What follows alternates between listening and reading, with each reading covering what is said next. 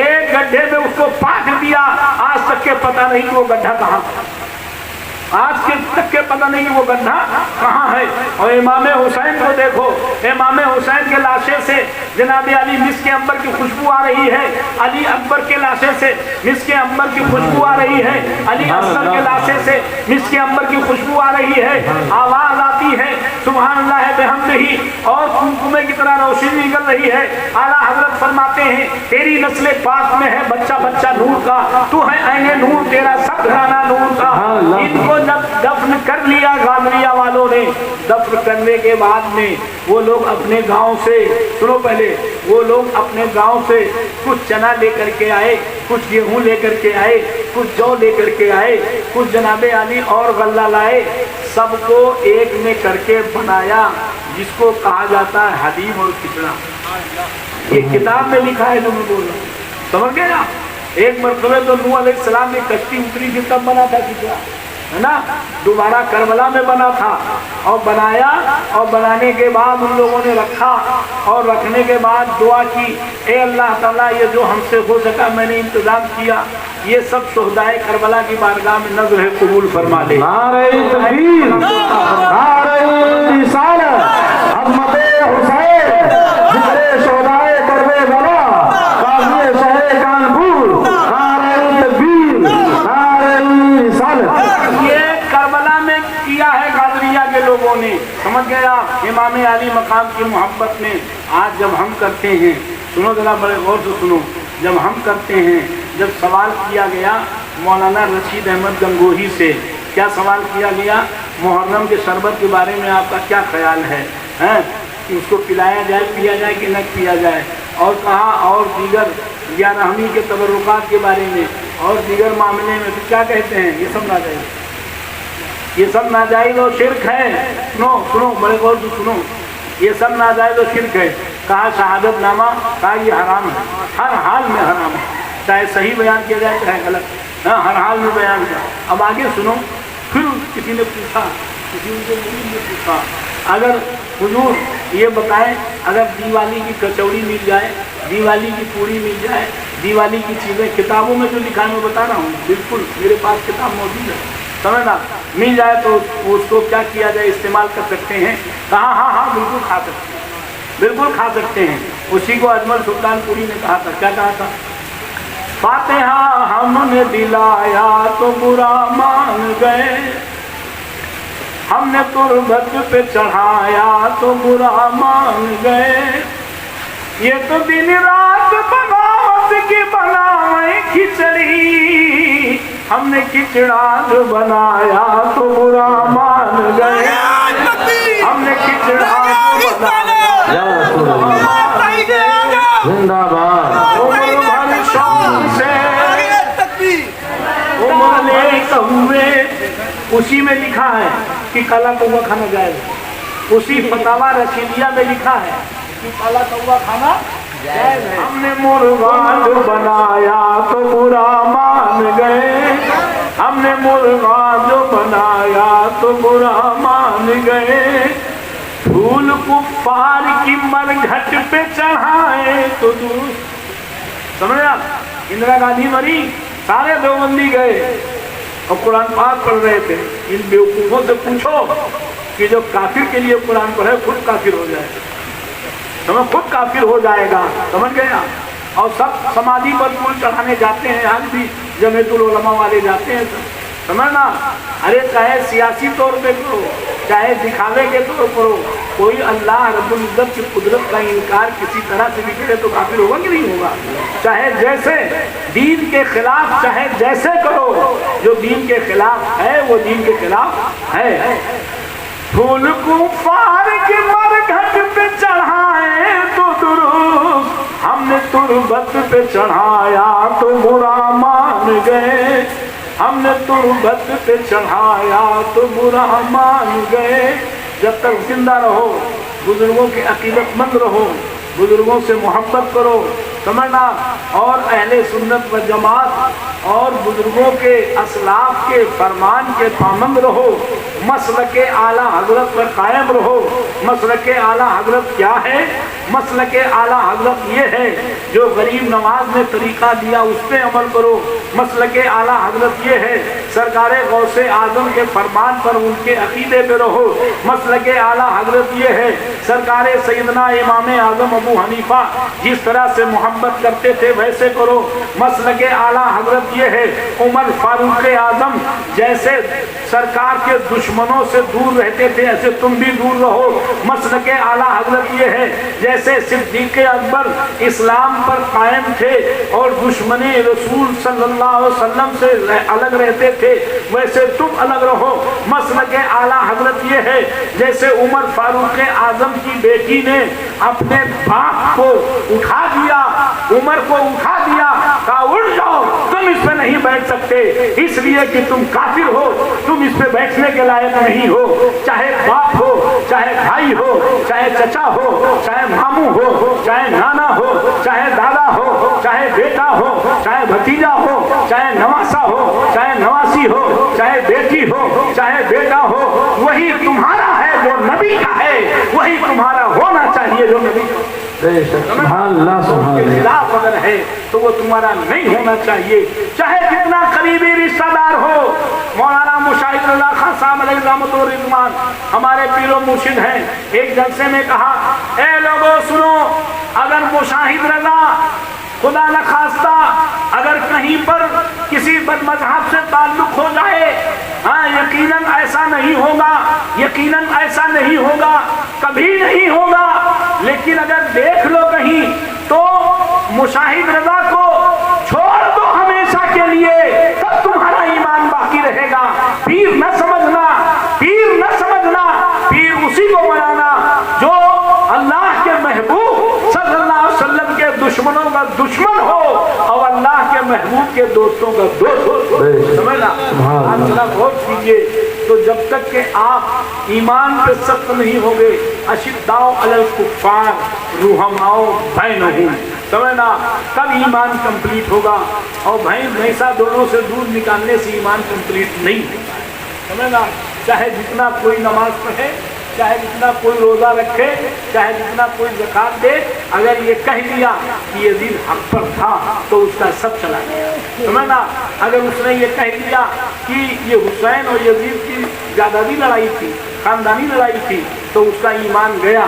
समझना अगर उसने ये कह दिया जनाब अली की सरकार को इल्म गैब नहीं है तो ईमान गया।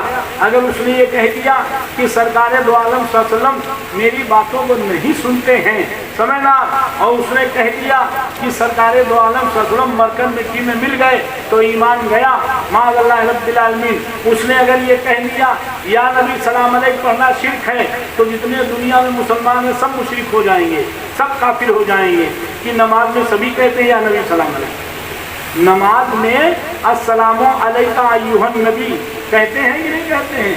अस्सलामु अलैका अय्युहन नबी का मतलब या नबी सलाम अलैक है ना।